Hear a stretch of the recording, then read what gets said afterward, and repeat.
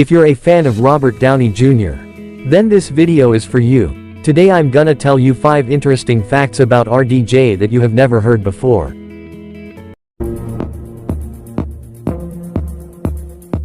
Hi guys. Welcome to AK Fact. Stay tuned and subscribe this channel for further facts. Robert John Downey Jr., born on April 4, 1965, is an American actor. His films as a leading actor have grossed over $14 billion worldwide, making him one of the highest-grossing actors of all time. Downey's career has been characterized by some early success, a period of drug-related problems and run-ins with the law, and a surge in popular and commercial success in the 2000s. In 2008, Downey was named by Time magazine as one of the 100 most influential people in the world. From 2013 to 2015, he was listed by Forbes as Hollywood's highest-paid actor. You may well aware of his story, but here's what you never heard before. Number 1. Robert Downey Jr. was trained in classical ballet. As a child, he was enrolled to study classical ballet at the highly reputable Perry House School, located in Chelsea, London. Downey was once quoted as saying, "I don't want to say I did anything correctly at Perry House because the truth is that I spent my whole time there, with my nose in the corner, being a moron." Downey would later go on to enroll at the Stage Door Manor Performing Arts Training Center, before fully transitioning to an acting career. It is perhaps fortunate that Downey did not further pursue a career in professional ballet performance. However, as many of Downey's film appearances conjointly attest, neither his seamless energy nor his love for dance has abandoned him over the years. Number 2. He has an interesting bond with Burger King. Robert Downey Jr.'s extensive history of substance abuse has forever been an open secret in Hollywood. The actor himself would later go on to talk frankly about the ongoing personal struggles of overcoming his issues with the addiction. However, the final push came from the unlikeliest of sources, as he pointed out in a 2008 interview with New York Daily News. "I have to thank Burger King. It was such a disgusting burger I ordered. I had that, and this big soda, and I thought something really bad was going to happen."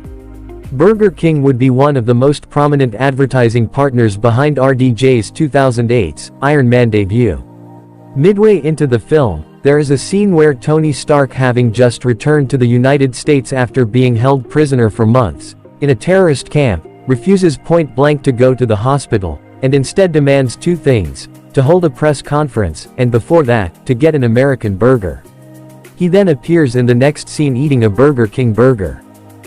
Number 3. Robert Downey Jr. was almost refused the role of Sherlock Holmes for the 2009 film.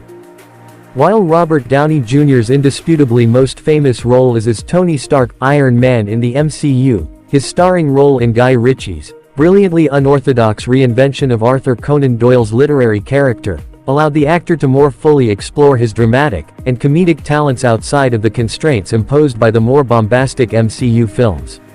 Interestingly, even with the success of 2008 Iron Man injecting new life into his career, RDJ was on the verge of being turned down for the role of Sherlock Holmes. Warner Brothers felt the actor was, at that point, too old to be considered a viable candidate for the role. However, with the backing of Guy Ritchie behind him, the process from there on out was elementary.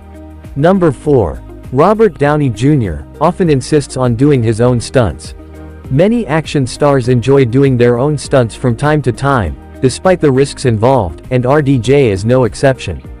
Guy Pearce, who starred opposite RDJ in Iron Man 3 as the film's antagonist Aldrich Killian, once said of him, "Robert broke his ankle in the middle of that film, because he had to do a stunt where he jumped from one platform down to another platform and be on a cable.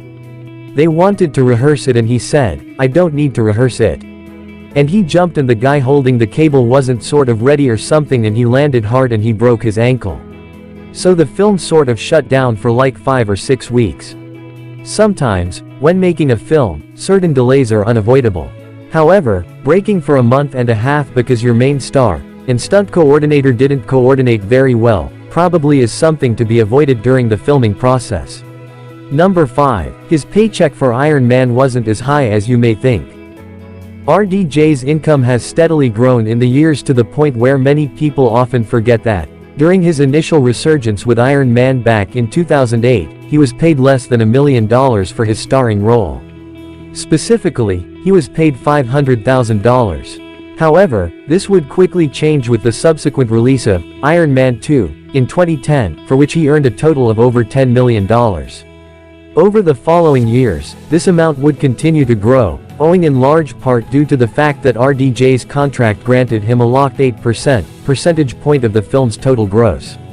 This would culminate with RDJ pulling in a grand total of over $50 million from his role in Avengers Endgame, combining his $20 million salary with his ongoing gross percentage earnings. Whether you love or hate RDJ's performance as Tony Stark, Iron Man, and his other recent hit roles, there is no denying that he has already beaten the odds and carved out a new life for himself, both as an actor, and more importantly, as an individual.